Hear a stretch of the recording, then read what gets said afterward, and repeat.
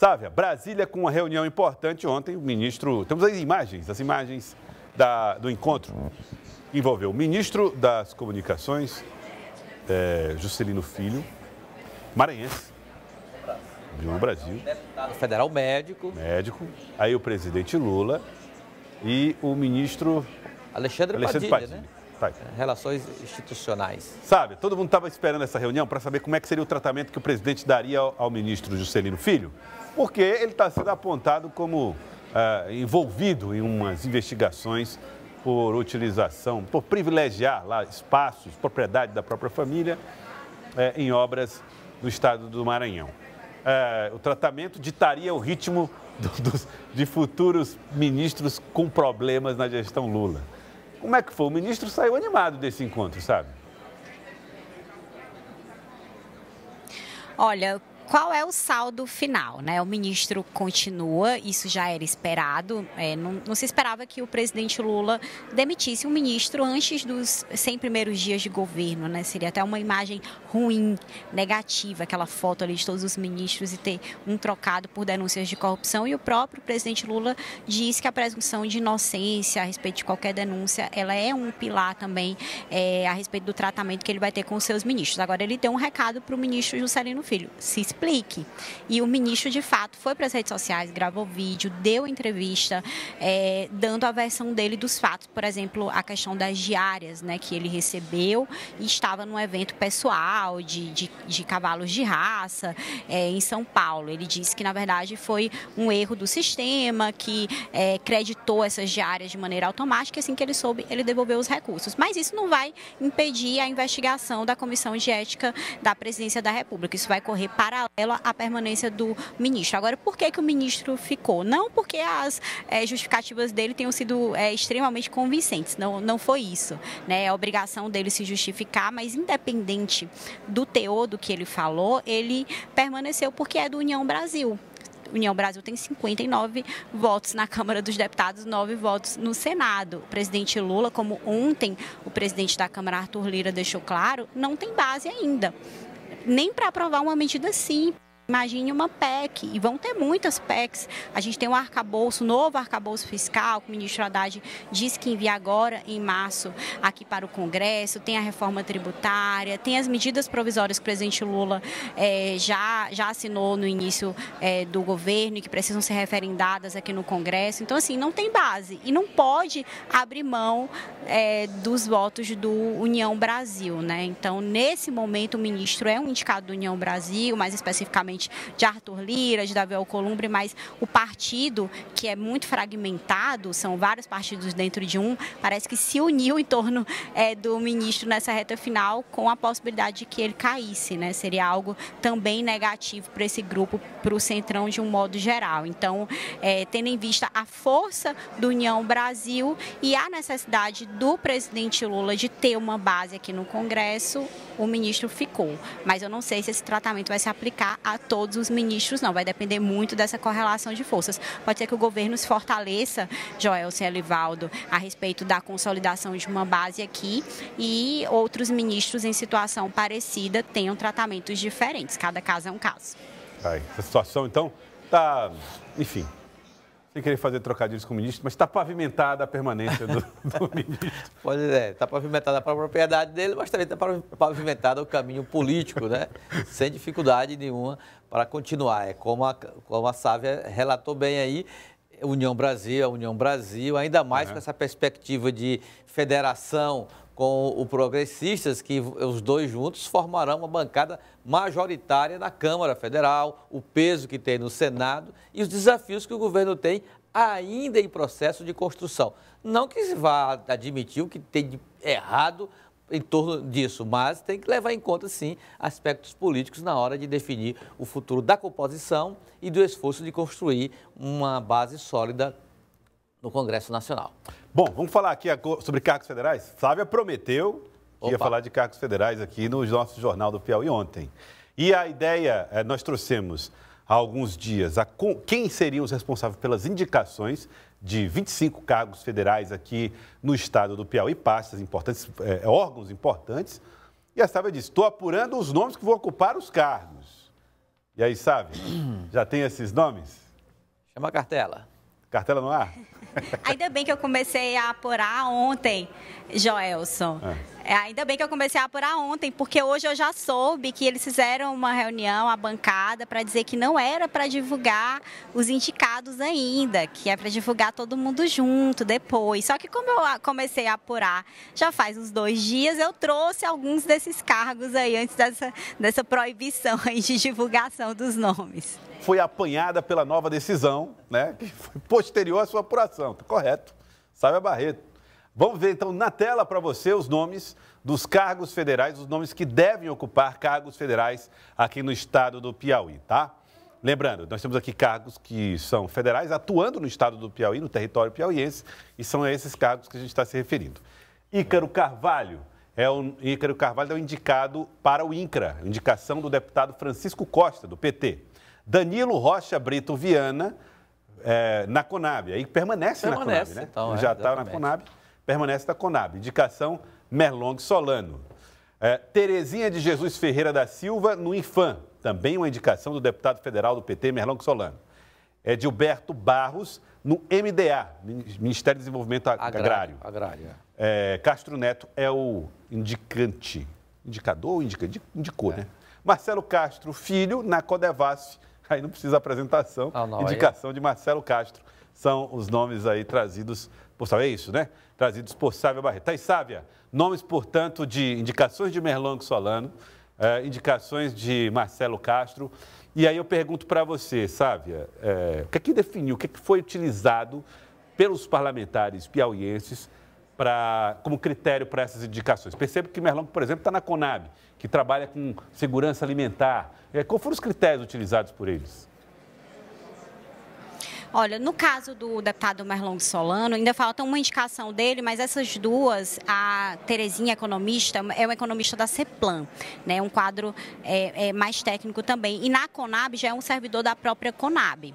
No caso do INCRA, o doutor Francisco Costa indicou o Ícaro, filho do ex-deputado federal falecido Assis Carvalho. Então, a gente sabe que o deputado Francisco Costa herdou vários colégios eleitorais e herdou aqui trabalhou para manter esses colégios eleitorais, claro, do ex-deputado federal Assis Carvalho. Então, fez a indicação do Ícaro dentro desse compromisso também que ele tinha com esses grupos, né, que o deputado Assis Carvalho representava. No caso do senador Marcelo Castro, natural o nome do filho, que também é engenheiro, enfim, ele tem um currículo ligado a essa área.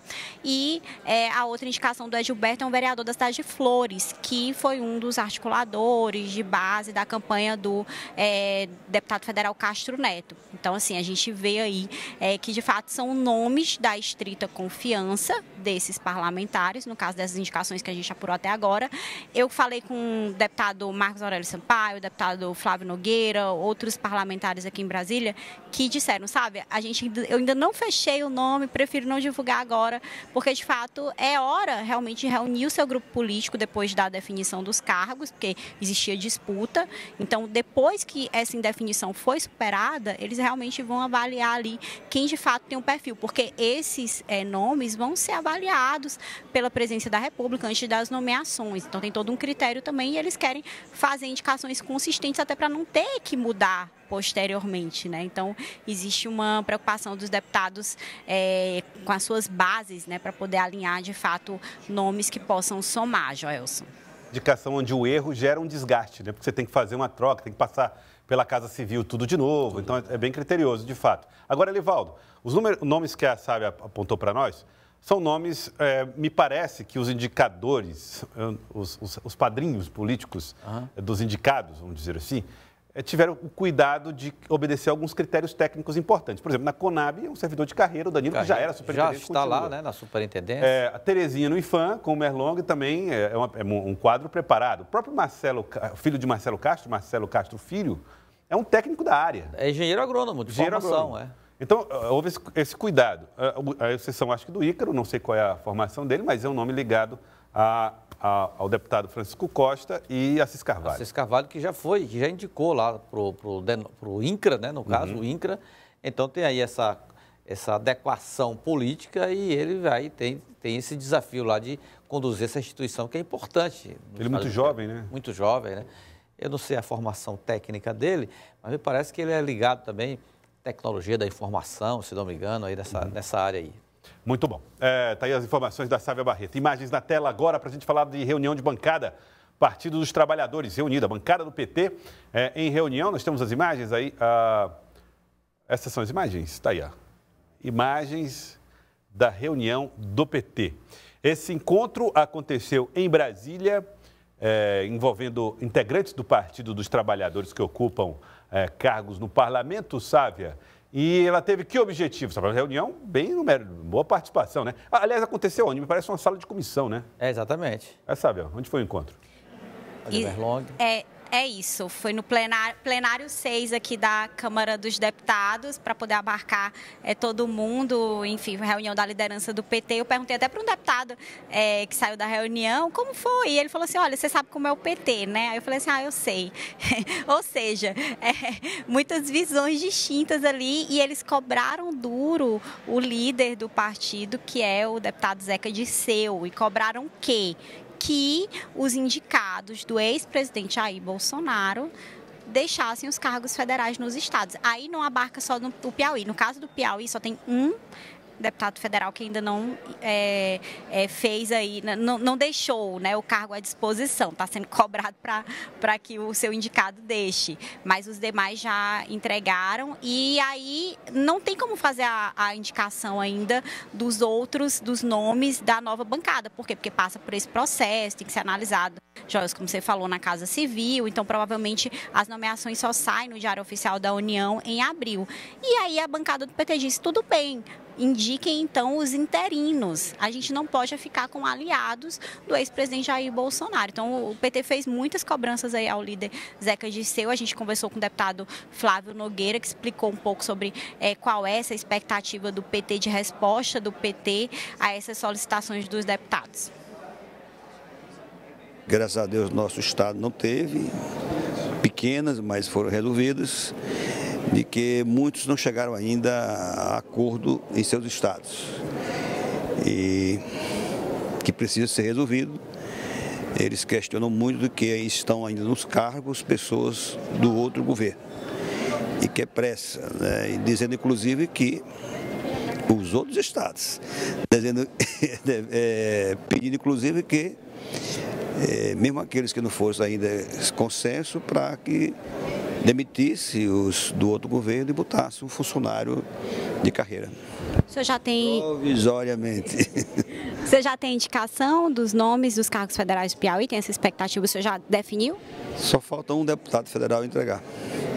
Então, por isso eu falei agora com o Padilha, ministro Padilha, que possivelmente amanhã entregaria.